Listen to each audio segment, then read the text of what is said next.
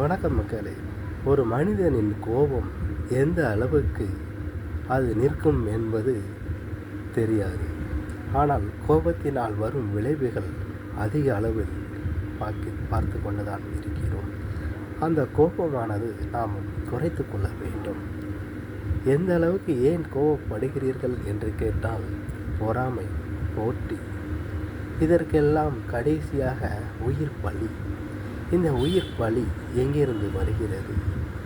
பைசா, நாணயம், இதற்கெல்லாம் அப்பாற்பட்டு தான் இந்த பைசா, போட்டி, பொறாமை, பதவிகள். ஒரு மனிதனுக்கு கடைசியாக அந்த கொலைதான் என்பது அந்த கொலையோடு முடிந்து விடுமா, எல்லாம் கிடைத்து விடுமா என்கிற நோக்கில் பார்க்கப்படும் போது கொஞ்ச நாள் கிடைக்குமா சந்தோஷம்? அப்போ நம் நாட்டில் கொலைகள் ஏன் நடக்கின்றது என்று துல்லியமாக ஆராய்ந்து பார்த்தால், பேராசை, பெரு நஷ்டம், அடுத்தவர் மீது ஆசை, பணத்துக்கு ஆசை, பதவிக்கு ஆசை, எல்லாத்துக்கும் ஆசை, இதில் கோபம் வேறு. இது எல்லாம் சாடி ஒன்று போல வந்தால் அது கடைசியில் முடிவது என்னவோ மரணத்தில் தான் முடிகிறது. ஒரு மனிதனின் மரணம்தான் அடுத்தவரின் சந்தோஷம் என்றால் இந்த நாட்டில் மனிதர்கள் எதற்கு? அந்த அளவுக்கு கேட்கக்கூடிய அளவுக்கு கேள்விகள் பிறந்து கொண்டே இருக்கிறது. மனிதர்கள் பிறந்து கொண்டே இருக்க மனிதர்கள் மறைந்து கொண்டு இருக்கிறார்கள். ஏன்? கொஞ்சம் சிந்திப்பீர் மக்களே.